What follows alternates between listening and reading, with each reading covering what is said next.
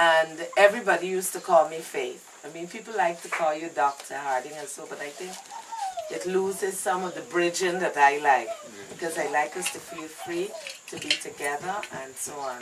Yes, I do have a doctorate and all of that, but that's not what this is all about. I'm about people and people's development, and more than anything else, development of our country. Right? I thank you for hosting me this afternoon. It's a delight.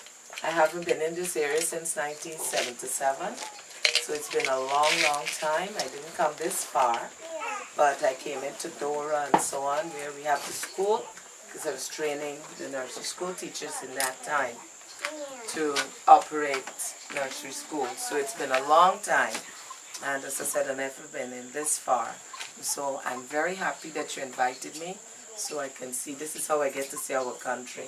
This is how I go to places like Ottawa, Etrembang, all over the country I've been, but some areas I've missed. Thank you. Yes. I'm here because I feel an urgency to bring some change to our country. I've been a politician for some 20 or 30 years. I started out as an educator teaching at Grove, at Agricola Methodist, then at Grove Methodist. Those were my first jobs when I was 16 and 17. And then I went abroad to study because my mom had moved abroad. So I went away to study and did education because I felt it was the field that will bring people, understand people's mind and help people to develop on their own. Once you're educated, then once you go to school and you learn, nobody could stop you. Okay?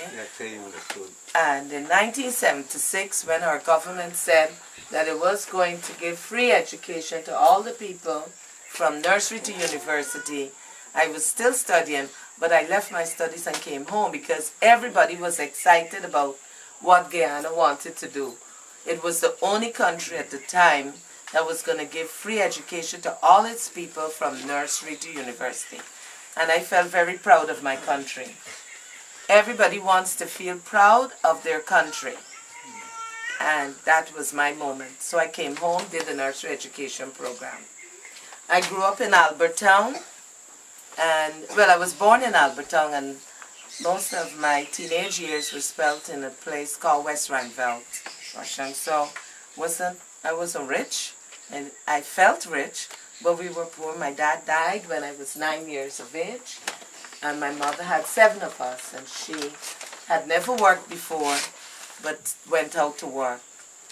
And the older ones got jobs. This is my little sister, Christine, and she and I used to hold the fort at home, so that when Mommy was working, she went to work at a restaurant, and would be coming home late at night, we peeping through the window, because she not leave her work till midnight. By the time she get home, it's 2 o'clock or 1 o'clock in the morning, and 2 of us can't sleep.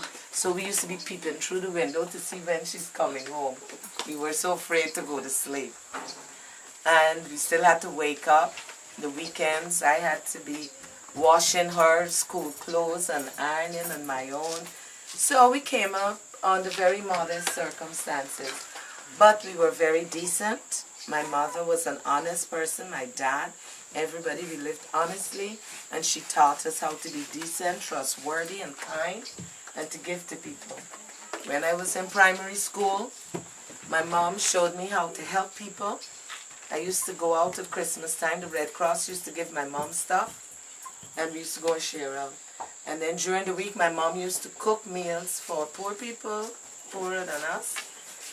And I used to have to come from school at midday, pick up the food from my mom and take for the old people in Lane Avenue, and then go back to school. So I grew up serving. I grew up giving. Whatever little we had, we shared with other people. So it's like being inside of me.